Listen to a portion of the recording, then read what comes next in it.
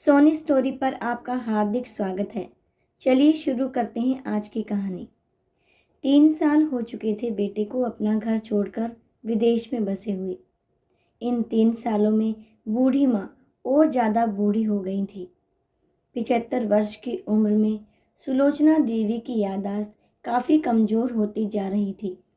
उन्हें रोज़मर्रा की चीज़ें याद ना रहती, लेकिन जो उन्हें हमेशा याद रहता वह था उनका बेटा। दिन हो या रात, एक पल भी ऐसा ना होता जब उन्हें अपने बेटे की याद ना आती। दूसरी तरफ बेटा था जो साल भर में एक आध बार अपनी माँ को फ़ोन कर लिया करता और 1-2 मिनट से ज़्यादा बातें भी ना किया करता। फिर भी यह बूढ़ी माँ टकटकी लगाए अपने बेटे का इंतज़ार करती रहती। एक दिन बेटे का विदेश से फ़ोन आया। हेलो, सुन रही हो ना माँ? अनिल बोल रहा हूँ, तुम्हारा बेटा। कैसी हो माँ? मैं ठीक हूँ बेटा। तुम बहू और मेरा पोता कैसा है? माँ ने पूछा। सब अच्छे हैं माँ। मैं अगले हफ्ते गांव आ रहा हूँ तुम्हें लेने। अब हम सब साथ में ही लंदन में रहेंगे माँ।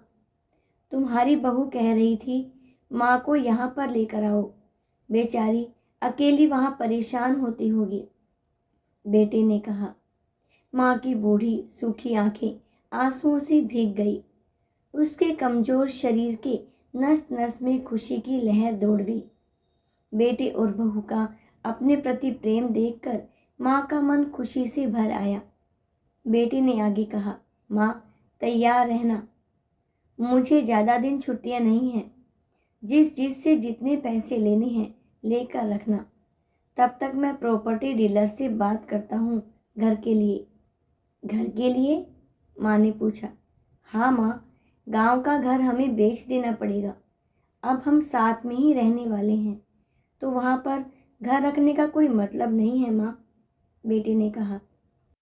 बुढ़ापे की वजह से ठीक से चलने में असक्षम माँ ने पूरे मोहल्ले में घूम घूम कर अपनी इस खुशखबरी को सबको सुनाया। सभी को खुशी हुई। सबको लगा माँ जी के आखिरी दिन अपने परिवार के साथ खुशी से बीत जाएंगे।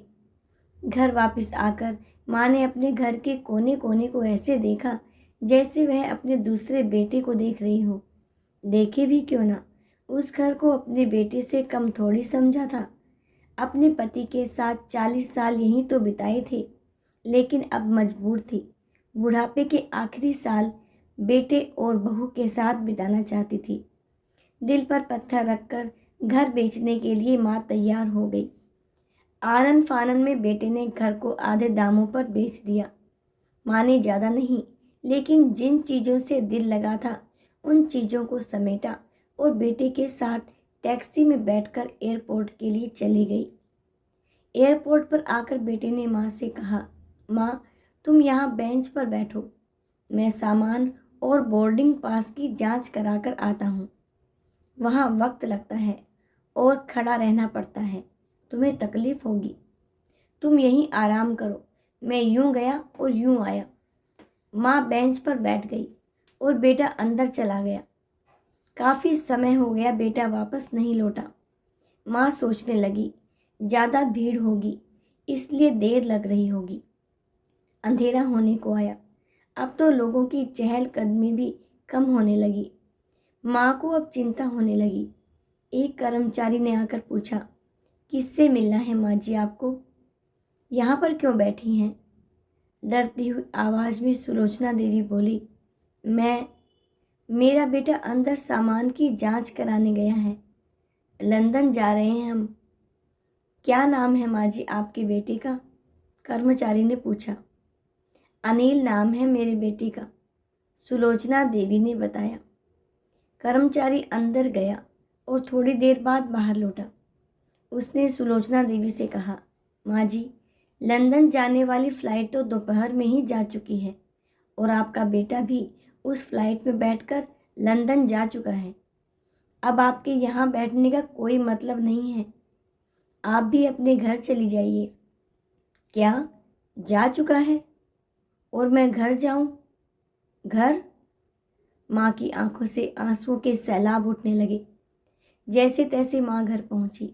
जो अब उसका था ही नहीं, बिक चुका था। वो वहीं बरामदे में तुलसी के पास सो गई। घर के नए मालिक को उस पर दया आई तो एक कमरा किराए से उसको दे दिया। पेंशन के पैसों से खाना और किराए का बंदोबस्त हो जाता था। दिन बीतने लगे।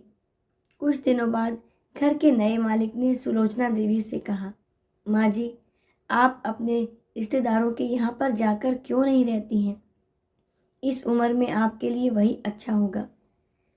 अच्छा तो होगा, लेकिन अगर मेरा बेटा वापस आया तो उसका ख्याल कौन रखेगा? मेरा बेटा बहुत भोला है, उसे अपना ख्याल रखना बिल्कुल नहीं आता। मैं कहीं नहीं जाऊंगी, क्या पता कब उसे मेरी ज़रूरत पड़ जाए, माँ ने कहा। दोस्तों, माँ की ऐसी बातें सुनकर मकान मालिक की आंखों में आंसू आ गए। किसी ने सच ही कहा है, पूत कपूत हो सकता है, लेकिन माता कभी कुमाता नहीं होती।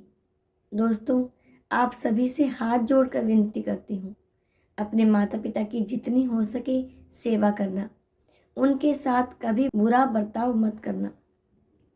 दोस्तों, इसी तरह की और भी कहानियाँ सुनने के लिए मेरे इस चैनल को सब्सक्राइब करना बिल्कुल मत भूलिएगा और साथ में बेल आइकन को भी प्रेस कीजिएगा ताकि मेरी हर वीडियो का नोटिफिकेशन आपको सबसे पहले मिले।